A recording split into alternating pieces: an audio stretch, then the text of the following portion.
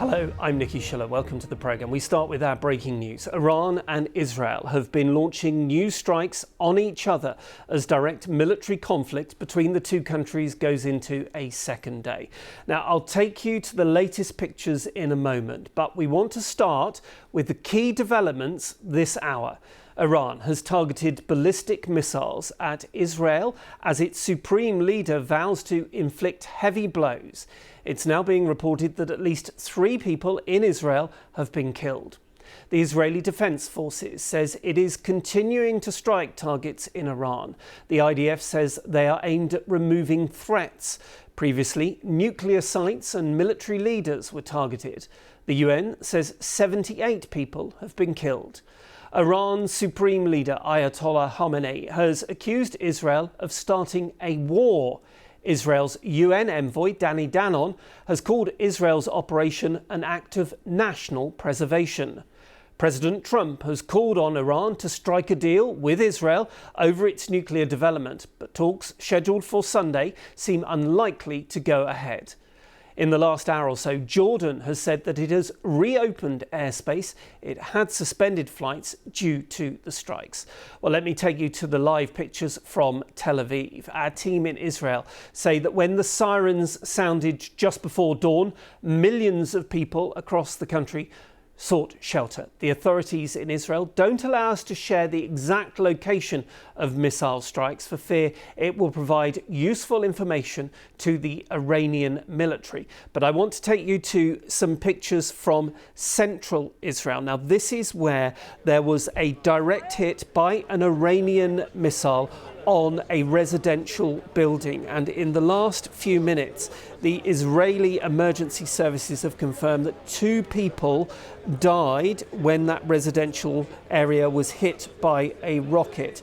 We're told it was a woman in her 60s who was rescued unconscious and without vital signs, and also a man around the age of 45 who the Israeli Emergency Service, the MDA, say was pronounced dead after being evacuated. You can see that there is still an operation going on around that area where that Iranian rocket hit that residential building. We understand around 20 people were also injured in this particular incident. Israeli media reporting that across the country 3 people have been killed.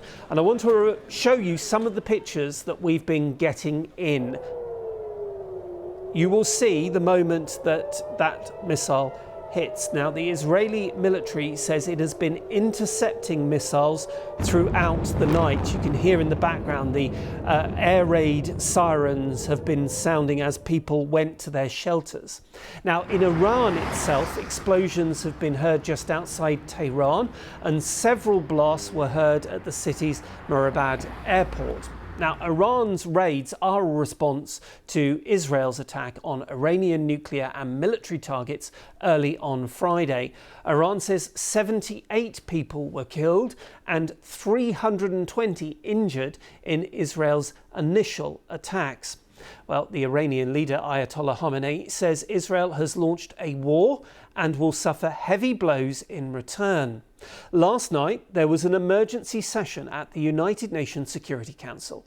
And despite Washington's efforts to distance the US from any involvement in Israel's strikes, Iran's ambassador to the UN accused the US of complicity.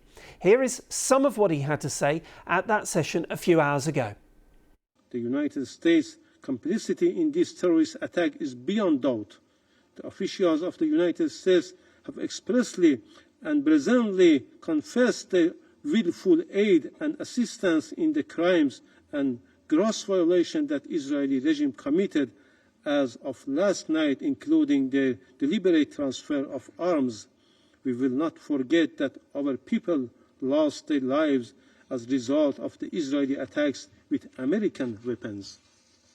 These actions amount to declaration of war. Well, Israel's ambassador to the UN, Danny Danon, also accuses Iran of intending to destroy Israel. We know our enemies. We know their ideology. And when a regime builds ballistic missiles, enriches uranium to near weapons grade and openly declares its intent to destroy us, we believe them. We take them at their word. And we take action before it is too late. And there was this stark warning from the US representative at the Security Council meeting. No government, proxy, or independent actor should target American citizens, American bases, or other American infrastructure in the region. The consequences for Iran would be dire.